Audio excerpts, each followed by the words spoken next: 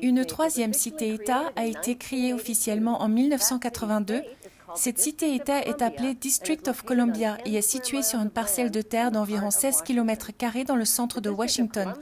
Le district de Columbia a son propre drapeau et a sa propre constitution. Même si elles sont géographiquement séparées, les cités-États comme celle de Londres, du Vatican et District of Columbia sont un seul empire imbriqué appelé l'Empire de la Ville. Le drapeau du District of Columbia a 3 étoiles rouges, un pour chaque ville de l'Empire de la Ville.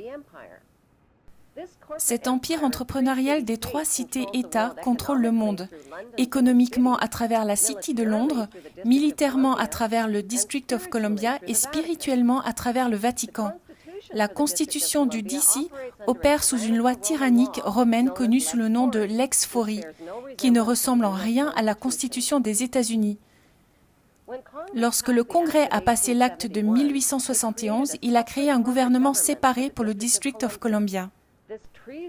Cet acte de trahison permettait au DC d'opérer en tant qu'entreprise en dehors de la Constitution des États-Unis et en dehors des meilleurs intérêts des citoyens américains.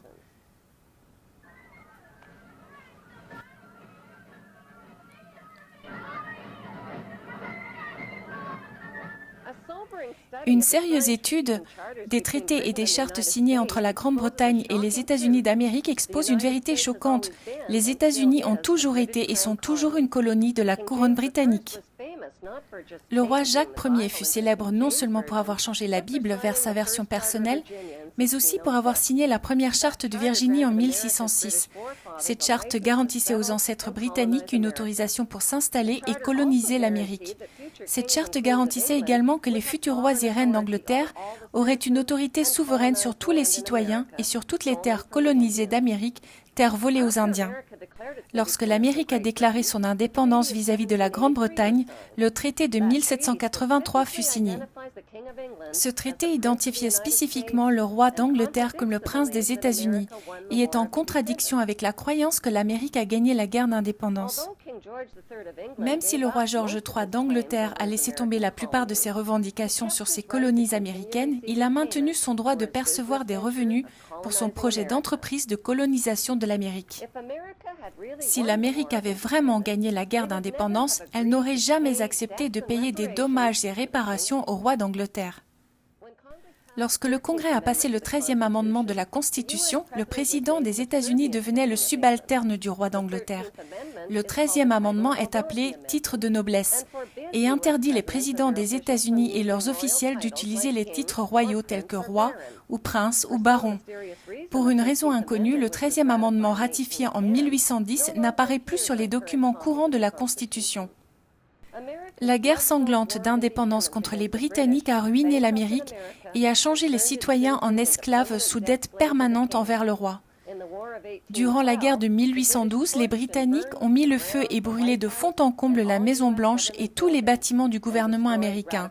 Ils ont aussi détruit les archives des ratifications de la Constitution des États-Unis.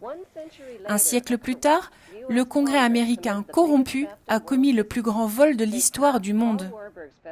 Ils ont passé le Paul Warburg Federal Act en 1913 en confiant les réserves d'or et d'argent américains, ainsi que le contrôle total de l'économie américaine aux banquiers malhonnêtes, les Rothschild. La plupart des Américains pensent encore toujours que la réserve fédérale est le gouvernement, mais ce n'est pas le cas. Le Fed est possédé de façon privée par un système bancaire, dont la classe majoritaire sont les Rothschild, Warburg, Conan Loeb, J.P. Morgan, Rockefeller, Israel Sif et Lehman Brothers. Ce cartel bancaire privé est la Fed. Il n'est jamais interrogé et ne paye jamais d'impôts. Ils impriment et dessinent l'argent américain qui représente des symboles d'une pyramide égyptienne, un œil maçonnique et les mots « Nous avons confiance en Dieu ». Ils collectent aussi l'argent des contribuables à travers l'IRS, puis ils le prêtent de retour avec des intérêts afin de financer les routes, les ponts et autres travaux publics.